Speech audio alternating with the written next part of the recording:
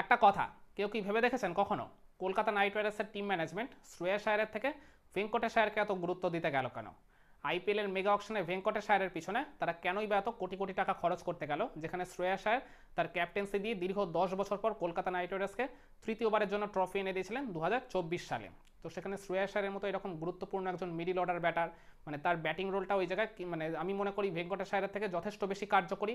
আর এছাড়া তার brilliant captaincy তো রয়েছেই। তো সব কিছু মিলিয়ে শ্রেয়াস আয়ারের মতো এরকম একজন গুরুত্বপূর্ণ ক্রিকেটারের পিছনে আর কি কেন বেশি টাকা ইনভেস্ট না করে তারা ভেঙ্কটেশ আয়ারকে ওই 24.25 কোটি টাকা ওই জায়গায় আর কি ইনভেস্ট করে ফেললো আইপিএলের মেগা অকশনে।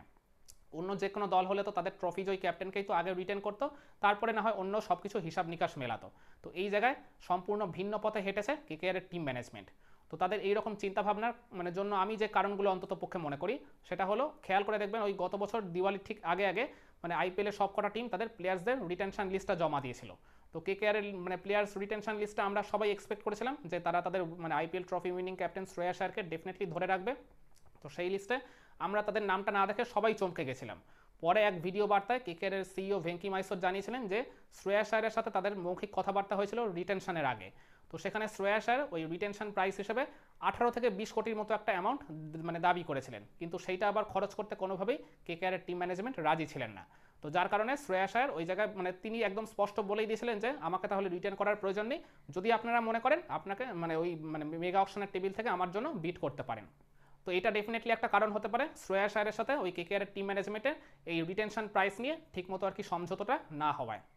আর এরপর খেয়াল করে দেখবেন শ্রেয়াস আয়ারের মানে ওই আইপিএলের মেগা অকশনের নামটা এসেছিল কিন্তু মানে প্রথম দিন একদম প্রথম দিকেই। তো তখন শ্রেয়াস আয়ারের জন্য ওই জায়গায় ঝাঁপিয়েছিল প্রথমে কিন্তু কলকাতা নাইট রাইডার্সই। তো ওই জায়গায় কলকাতা নাইট রাইডার্স বেশ দীর্ঘ একটা সময় পর্যন্ত কিন্তু তার জন্য লড়াই করেছিল। ওই তার অ্যামাউন্টটা যখন ওই 10.5 কোটি পেরিয়ে গেল, তারপরে কেকেআর ওই বিডিং থেকে একেবারে পুরোপুরি সরে এলো। আর ওই জায়গায় তারা কেন বিট করলো না শ্রেয়াস আয়ারের জন্য, যেখানে ভেঙ্কটেশ আয়ারকে তার পরবর্তীতে 24 কোটি মানে 23.75 কোটি দিয়ে যখন কিনলো, তো শ্রেয়াস আয়ারেরও তো আর কি আলটিমেট আর কি দামটা বিক্রি ছিল ওই শেষমেশ 26 কোটিতে। পাঞ্জাব কিংস তাকে কিনে নিয়েছিল। তো 23.75 কোটি যদি একজনের পিছনে খরচ করতে পারে, মানে তার তুলনায় আর কি অনেক বলতে গেলে একটু কম ক্যালিবারের প্লেয়ার, তো সেখানে শ্রেয়াস আয়ারের পিছনে 26 কোটি কি খরচ করতে পারতো না কেকেআরের টিম ম্যানেজমেন্ট? এই ক্ষেত্রে আমার যে পয়েন্টটা মনে হয়, একটা জিনিস খেয়াল করে দেখবেন আইপিএলের যখন ওই প্লেয়ার্স রিটেনশনটা হয়েছিল তখন কিন্তু কেকেআর হিসাব নিকাশে বেশ একটা বড় গোলমাল পাকিয়ে ফেলেছিল। তারা ওই জায়গায় হিসাব নিকাশটা ঠিকমতো না করার জন্য প্রয়োজনীয় অর্থের তুলনায় তাদের 12 কোটি টাকা কম নিয়ে কিন্তু অকশন টেবিলে বসতে হয়েছিল। 63 কোটি টাকা নিয়ে তাদের বসার কথা, সেখানে তারা বসেছিল 51 কোটি টাকা দিয়ে। আর শ্রেয়াস আয়ারের নামটা যেহেতু অকশনের একেবারে প্রথমের দিকেই ডেকেছিল, সেই কারণে কেকেআরের টিম ম্যানেজমেন্ট একেবারেই ঝুঁকি নিতে পারেনি শ্রেয়াস আয়ারের জন্য এরকম একটা হিউজ অ্যামাউন্ট খরচ করার জন্য। তো এটা ডেফিনেটলি একটা কারণ হতে পারে কেকেআরের ওই বাজেট সংকটটা।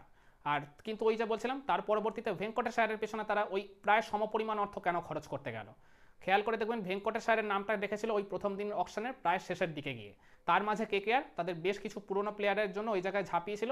কয়েকজনকে তারা কিনতে পেরেছিল, আবার বেশিরভাগ জনকেই তারা কিন্তু কিনতে পারেনি। কেকেআর সবসময় ওই তাদের মেন ওই কোর গ্রুপটাকে ধরে রাখতে চায়।